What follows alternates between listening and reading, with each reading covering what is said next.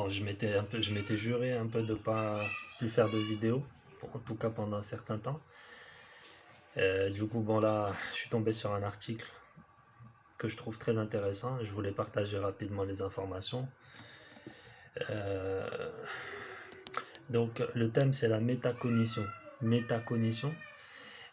Méta, le préfixe méta en latin, il veut dire euh, autour d'eux, ou bien concernant, ou bien au-dessus d'eux.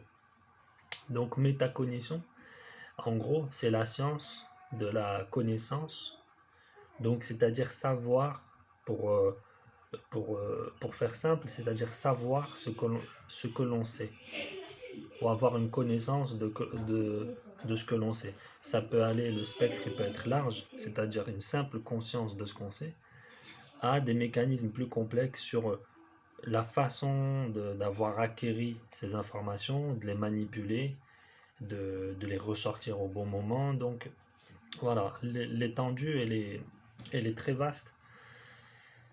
Elle renvoie un travail autour de ça. Bon, je vous avoue que j'ai pris une ou deux notes pour pouvoir faire cette vidéo. Vu que, comme je l'ai précisé au début, l'impulsion n'est pas forcément au rendez-vous, car je voulais prendre un peu de recul, vu le nombre exponentiel de vidéos que j'ai fait ces derniers temps. Alors, qu'est-ce que j'ai pris comme note? Oui, donc il y a l'aspect idiosyncrasique. Donc l'idiosyncrasie, c'est comme le définissait un grand auteur de la littérature française, André Gide, un auteur qui est malheureusement pas beaucoup étudié en classe de première pour le bac de français. Je le vois pas beaucoup, mais qui est quand même qui mérite le détour. André Gide précisait, définissait l'idiosyncrasie comme cette particularité qu'on a, cette espèce de, ben, c'est un peu comme un ADN, c'est-à-dire c'est une espèce de boîte noire qui, euh, qui caractérise chacun de nous et qui va nous permettre de faire, de ne pas faire des choses, ou d'avoir une sensibilité pour des choses et non pas pour d'autres. Voilà, c'est quelque chose d'assez diffus qui fonde notre identité. Alors, on va dans cette vidéo, bien sûr, mon but c'est pas de m'arrêter sur cet aspect idiosyncrasique parce qu'il il explique pas grand chose. Je pense que au-delà de parler de caractère, on va plus parler d'un certain déterminisme social ou familial ou un enchevêtrement des deux qui fait que on arrive à des aptitudes qui permettent une plus ou moins meilleure métacognition. C'est pas intéressant de s'arrêter là-dessus. Par contre, ce qui peut être intéressant, c'est la classification qui a été faite de cette métacognition. Euh, Premièrement, c'est-à-dire on a une métacognition qui est implicite, c'est-à-dire on n'a aucune notion de l'arrière-plan, c'est-à-dire aucune connaissance de ce qu'on sait ou de ce qu'on pourrait savoir ou des potentialités qu'on a. Deuxièmement, on a une métacognition explicite. Là, je vous avoue, je regarde un petit peu l'article. Où, voilà, métacognition, régulation. Régulation explicitable.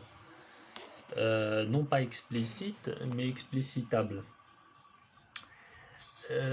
Explicitable, pourquoi? Parce qu'ils attendent une intervention exogène, extérieure, euh, extrinsèque, qui vient activer du coup cette métacognition qui était implicite, ou bien cette régulation qui était implicite.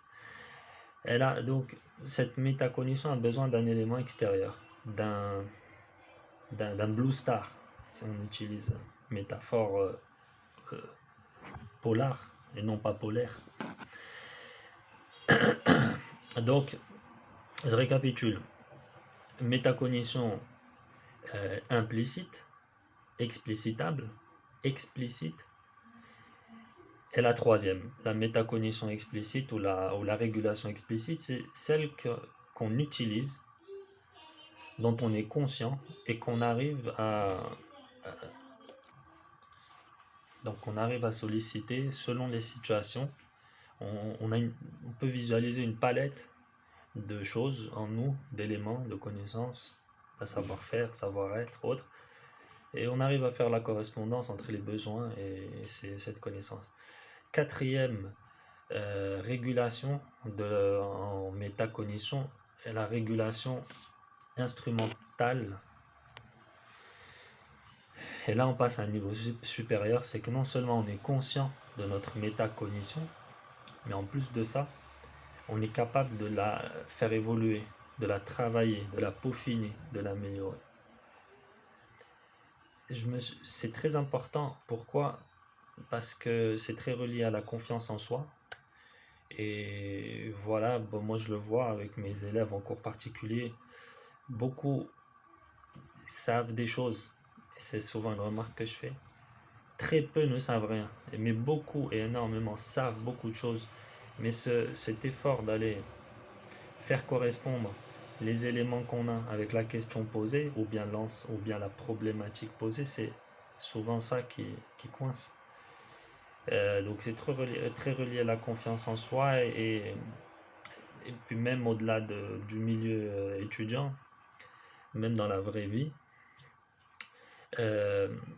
c'est très important car ça nous permet dans un certain moment d'aller soigner ce qui ne va pas, c'est-à-dire la métacognition et la confiance en soi qui va avec, plutôt que de bourrer les gens ou les élèves avec des connaissances qui vont stocker, comme tout le monde, mais qui ne pourront pas aller chercher au moment voulu. Voilà, bon, j'ai quand même fait 7 minutes. Je les ai fait calmement, doucement. Et j'espère tenir ma promesse de ne pas faire des vidéos pendant un certain moment. Mais ça, il faut que je peaufine ma régulation instrumentale en ce qui concerne la métacognition.